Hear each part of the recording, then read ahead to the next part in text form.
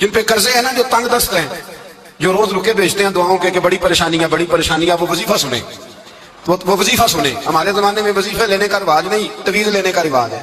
لینا چاہیے، تویز بری چیز نہیں، اچھی چیز ہے، لیکن زیادہ کام برکت والا کیا ہے؟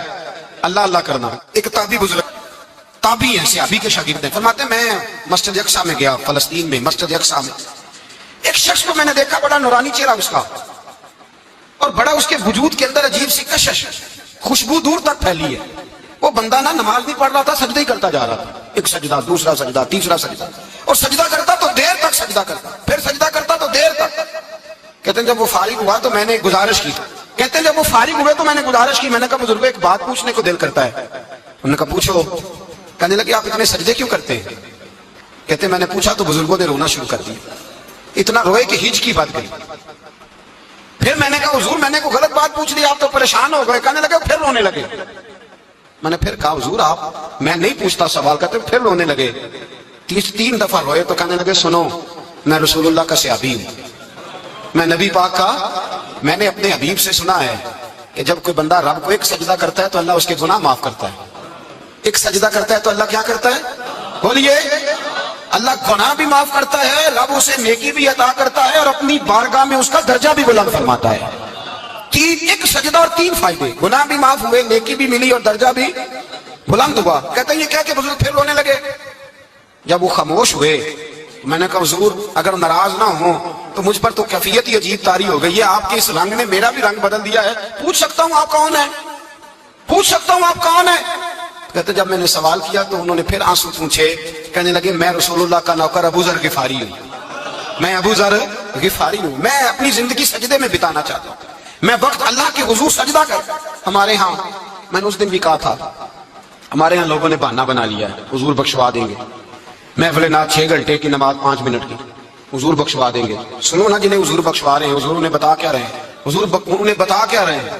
اللہ اکبر، کیا انداز ہے۔ حضرت ربیعہ بن کعب کہتے ہیں میں حضور کو وضو کرایا کرتا تھا، بخاری مسلم میں۔ ایک دن حضور نے فرمایا سل یا ربیعہ، ربیعہ کچھ مانگ لو، تو کہتے ہیں میں نے مانگا تو پھر میں نے بھی وہ چیز مانگی جو سب سے قیمتی تھی۔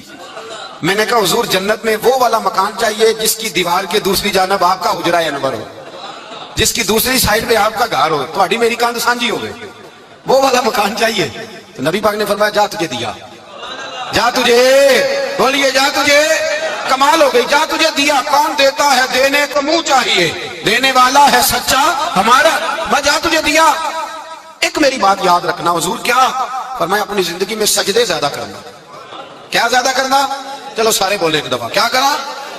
کیا زیادہ کرنے ہیں؟ تو حضور بھی فرماتے ہیں میرا جنت میں پڑوسی وہ ہوگا جو سجدے زیادہ کر کے آئے گا۔ تو میرے بھائی اگر تو سجدہ ہی نہیں کرتا، تو اس لذت سے ہی ناشنا ہے، نماز جلدی کی، باقی سارے کام لیٹ کے، مسجدوں میں بیٹھے ہیں لوگ، خوش گپیاں چل رہی ہیں، بڑی بڑی لمبی، نماز کا وقت آیا تو چھوٹی ہو گئی، فٹافٹ کرو۔ نماز، عبادت، ریاضت، یہ تو بندے کو اللہ کے قریب۔ حضرت عبداللہ بن جعفر، حضرت جعفر طیار کے بیٹے تھے، نبی پاک کی پھوپھی کے بیٹے تھے، حضرت زبیر بن عوام رضی اللہ تعالیٰ، وہ انتقال کر گئے۔ ان کا جب وصال ہوا تو 10 لاکھ دینار کا قرضہ تھا ان پر، اور جو زمین انہوں نے چھوڑی وہ زمین بنجر تھی۔ لو سن لے، جن پر قرضہ چڑھا ہوگا وہ نسخہ بھی سن لے، جن پہ قرضے ہیں نا، جو تنگ دست ہیں، جو روز رکے بیچتے ہیں دعاؤں کے کہ بڑی پریشانیاں، وہ وظیفہ سنیں، وہ وظیفہ سنیں۔ ہمارے زمانے میں وظیفے لینے کا رواج نہیں، تویز لینے کا رواج ہے۔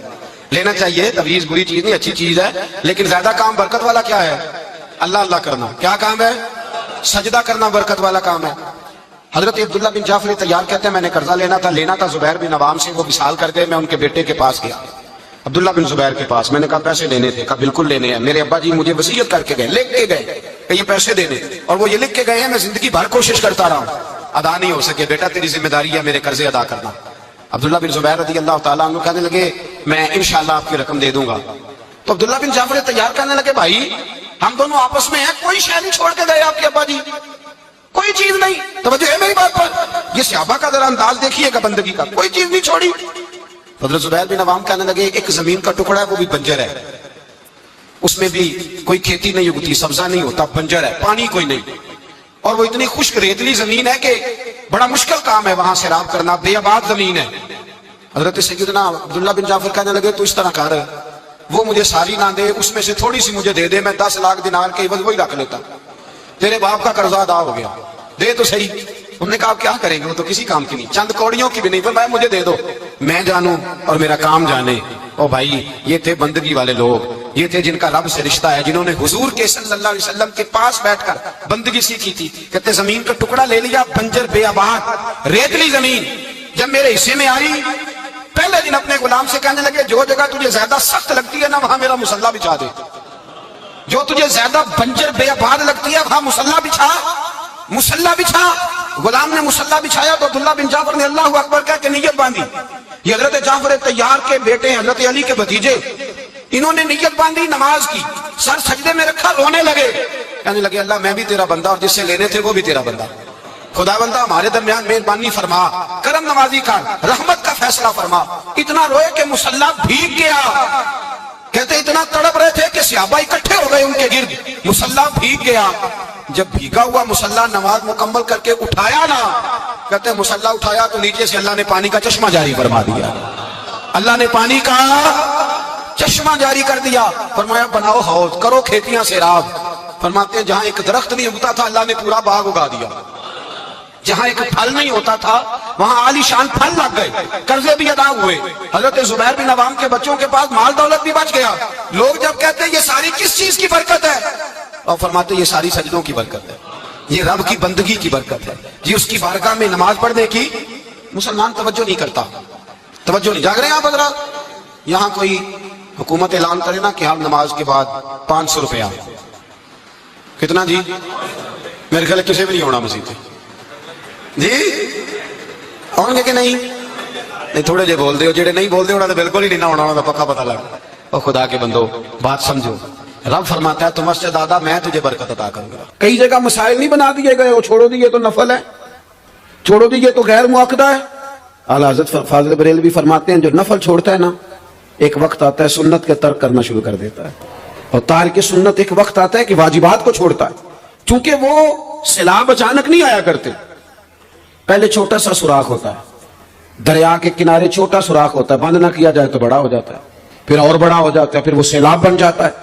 کیا ہوتا ہے کہ جب ہم دیر کرتے ہیں, آپ دیکھ لیں دنیا داری میں لوگ کتنے آگے نکل گئے, کتنے دنیا داری کی جو چیزیں آئیں وہ غالب ہو گئیں. میں آپ سے پوچھا ہوں جتنے لوگوں کے پاس موبائل ہیں اتنے لوگ نمازی بھی ہیں. موبائل بعد میں آ کے غالب ہو گیا سب پہ, اور نماز آپ یہ ایوریج نکالے نا, جتنے لوگ فیس بک پہ ہیں اتنے لوگ دینی تعلیم کے میدان میں بھی ہیں, پڑھنے پڑھانے کا مزاج بھی رکھتے ہیں. جتنی نصیحتیں کرنے میں آج لوگ نکلے ہوئے ہیں, کیا اتنی خیر بھی دنیا میں بٹ گئی؟ جتنی جدید ٹیکنالوجی آ گئی سب ہم نے حاصل کر لی, بری بات نہیں, ٹھیک ہے, اچھی بات, لیکن سوال یہ ہے کہ وہ باتیں جو سالوں سے ہو رہی ہیں اور جو ہمارے دین کے فرائض میں شامل ہیں ان پر عمل کب ہوگا؟ اور میں یہ بہت سارے لوگ ہیں نا دعوت دیتے ہیں کہ آپ تشریف لائیں, اس جگہ پہ آ کے کچھ بات کریں, تو میں دوستوں سے کہتا ہوں تقریریں تو بڑی سن لی لوگوں نے, تو زمانہ ہو گیا تقریریں کرتے سنتے. سوال تو یہ ہے کہ جو سنا ہے اس پر عمل کس دن کرنا ہے؟ وہ پہلا قدم جو عمل کا ہے وہ کس دن اٹھانا ہے؟ یہ کوئی گورکھ دھندا تو نہیں ہے نا کہ نشستن گفتن برخاستن. دیکھیں نا قرآن مجید کی آیات نازل ہوتی تھی, صحابہ دوڑ پڑتے تھے عمل کرنے کے لیے. لن تنالوا البر حتى تنفقوا مما تحبون, تم بھلائی کو نہیں پہنچو گے جب تک اپنی پیاری چیز خرچ نہ کرو. تو یہ آیت ہم نے بھی سنی ہوئی ہے. میں آپ سے ہاتھ نہیں اٹھواتا, آپ خود اپنے آپ سے پوچھیں, میں اپنے آپ سے پوچھتا ہوں کب پیاری چیز لا کے خرچ کی ہم نے اللہ کے راستے میں. لیکن جب نازل ہوئی تھی, عبداللہ ابن عمر کو گھوڑا پیارا تھا, انہوں نے فوراً لا کے پیش کر دیا تھا. حضرت ابو طلحہ انصاری کو باغ پیارا تھا, انہوں نے فوراً لا کے حضور کی بارگاہ میں پیش کر دیا تھا. ہم کب یہ کام کریں گے؟ ہم سن رہے ہیں, ہمیں آتی ہے, ہم آگے بڑھا رہے ہیں, لیکن جلدی سے صحابہ کا یہ مزاج تھا کہ جیسے ہی ان تک خیر پہنچی انہوں نے عمل کر کے دکھایا, جیسے نصیحت ملی اس نصیحت پر وہ عامل ہو گئے. امام جعفر صادق رضی اللہ تعالیٰ عنہ سے ایک شخص نے پوچھا حضور میں دین کی خدمت کرنا چاہتا ہوں, تبلیغ کرنا چاہتا ہوں, کوئی طریقہ بتائیں. بہت سارے لوگ ہیں آج کل جو یہ چاہتے ہیں, کہا جناب مجھے نہ کوئی آپ نسخہ بتائیں, کوئی سلیقہ بتائیں, میں دین کا کام کرنا چاہتا ہوں, دعوت خیر دینا چاہتا ہوں, کوئی طریقہ بتائیں. تو سیدنا امام جعفر صادق رضی اللہ تعالیٰ عنہ فرمانے لگے آسان طریقہ ہے, اور بغیر کسی فلسفے کے, بغیر کسی الجھی ہوئی گتھی کے, سلجھی ہوئی بات ہے, بالکل طے. تو دین کی تبلیغ کرنا چاہتا ہے؟ اس نے کہا. تو فرمانے لگے بڑا آسان نسخہ ہے, اگر تو دین پھیلانا چاہتا ہے، تبلیغ کرنا چاہتا ہے، تو دین پر عمل کرنا شروع کر دے۔ عمل کے بڑے اثرات ہوتے ہیں۔ عمل، حضرت باجید بستامی فرمایا کرتے تھے، جس نے ہماری خاموشی سے کچھ نہیں سیکھا وہ ہماری تقریر سے کیا سیکھے گا۔ یہ جو عمل ہوتا ہے یہ اتنی بڑی خاموش تبلیغ ہے، اتنی بڑی۔ امام جعفر صادق فرمانے لگے تو عمل کر، وہ تیرا عمل کرنا۔ آپ پڑھیں گھر میں نماز، آپ کے بچوں کو شوق ہو جائے گا۔ آپ کھولیں گھر میں قرآن مجید، آپ کے بچوں کا دل لگ جائے گا۔ آپ بیٹھے تسبیح لے کے کہ آج میں نے آدھا گھنٹہ محبوب کی بارگاہ میں درود و سلام عرض کرنا ہے، بچوں کی طبیعت لگ جائے گی۔ عمل جو ہوتا ہے اس کا فیض بٹتا ہے، نیکی میں آگے بڑھنے کی جد و جہد، کوشش کرنا کہ میں ذرا خیر کے کام میں آگے نکلوں۔ کیا کہا حضرت عمر نے؟ کبھی ہم سنتے ہیں باتیں، کبھی اس کی گہرائی میں اترو نا۔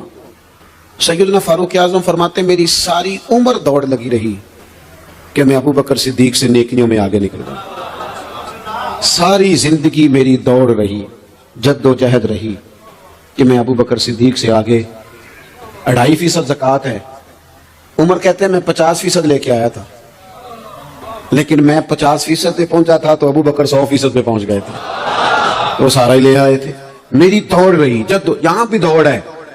میری عزت کرو، میرے آنے پہ کھڑے ہو جاؤ، معاذ اللہ میرا اکرام کرو، میں فلان صاحب ہوتا ہوں، قبیلے میں، برادری میں، سوسائٹی میں، سماج میں یہ نام رکھتا ہوں، میں فلاں سیاسی، سماجی، فلاحی، رفائی تعارف رکھتا ہوں، میرا فلاں معاملہ ہے۔ یہ اس مزاج میں دوڑ لگ گئی، اس طبیعت کی دوڑ لگ گئی، مجھے بھی مانا جائے، مجھے بھی گنا جائے، مجھے بھی شمار کیا جائے، میرا بھی نام ہو جائے، مجھے بھی اگلوں میں رکھا جائے، قرب والوں میں میرا بھی تذکرہ کیا جائے۔ جو دوڑ ہمیں بتائی اور سکھائی گئی تھی اس دوڑ میں ہم شریک کیوں نہیں ہوتے؟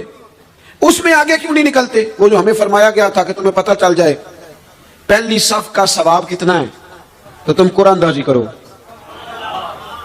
تو یہ قرآن اندازی کس دن ہونی ہے؟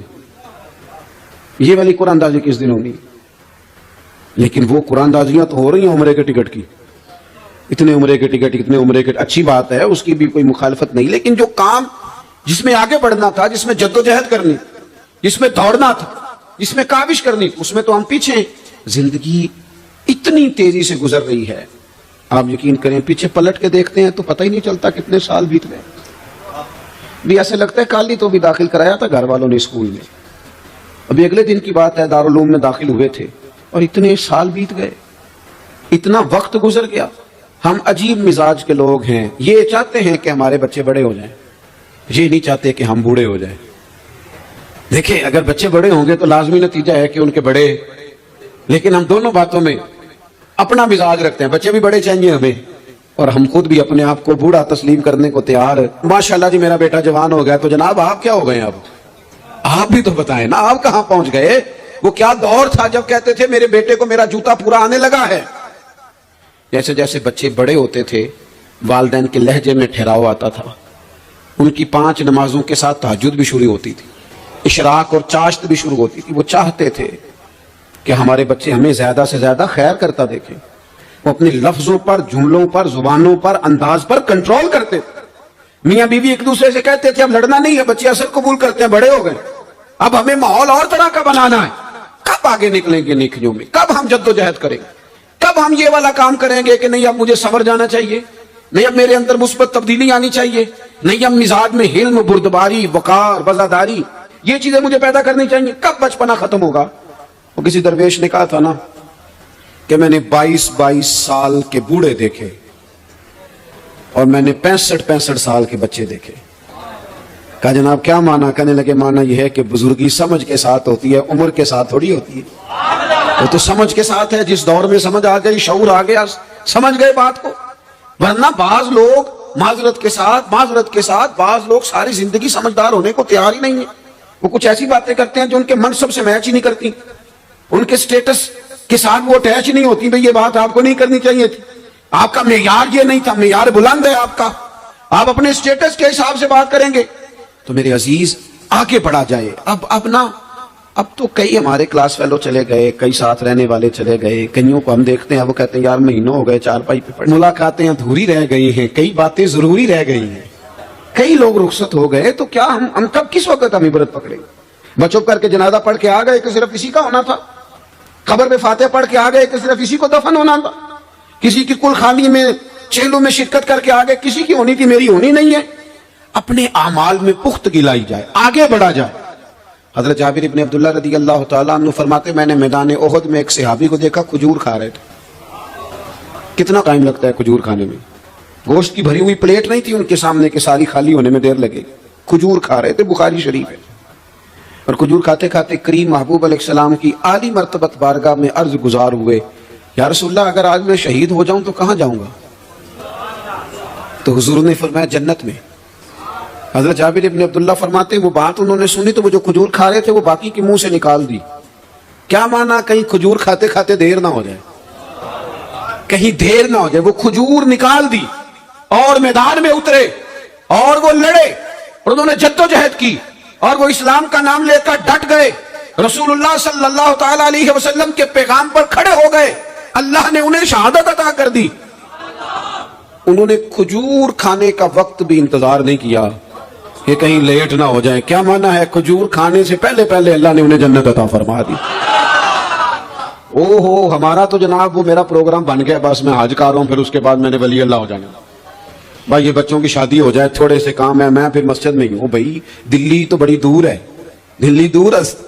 یہ آپ جو باتیں سنا رہے ہیں یہ تو لمبی ساری بات ہے. یہ تو کام شروع کر دینا چاہیے تھا, اس پر تو عمل شروع کر دینا, روکا کس نے؟ آپ بچوں کے بیاہ بھی کریں لیکن ساتھ حضور کی بارگاہ میں درود و سلام بھی پیش کریں. آپ ڈیوٹی پہ بھی جائیں, رزق حلال بھی کمائیں, پر اگر رب توفیق دینا تو سویرے اٹھ کے ایک سپارہ قرآن مجید کا تلاوت بھی فرمائیں. اپنے آپ کو آراستہ پیراستہ کریں, نیکیوں کے ساتھ جد و جہد کریں. اگر اللہ تبارک و تعالیٰ نے رزق حلال دیا ہے, اللہ کی راہ میں خیر کے ساتھ بانٹنا ہے, پھر اس میں جلدی کریں, پھر دیر نہ کریں. جوانوں, جس طرح سیر کرنے کا عمر جوانی ہے نا, کھانے پینے کا عمر جوانی ہے, اور کہیں آنے جانے کا ٹائم جوانی ہے. میں سچ بتاتا ہوں, عبادت کرنے کا ٹائم بھی جوانی ہے, دین کی نوکری کرنے کا وقت بھی جوانی ہے, ذکر کرنے کا ٹائم بھی جوانی کا ہے, درود و سلام عرض کرنے کا ٹائم بھی, کعبۃ اللہ کے پھیرے کا مزہ بھی جوانی میں, اور حضور کی محبت میں رونے کا مزہ بھی جوانی میں, ان کا نام لے لے کے جینے کا مزہ بھی جوانی میں, ان کے تذکروں کا مزہ بھی جوانی میں. عشق لگا سی کھیڈاں کھیڈ دی نو, تے مینوں کھیڈاں پھل گئیاں, میں کجل پایا سی یار دے ویکھنے نو, پھر او دی یاد وچ روندیاں ہی ڈل گئیاں.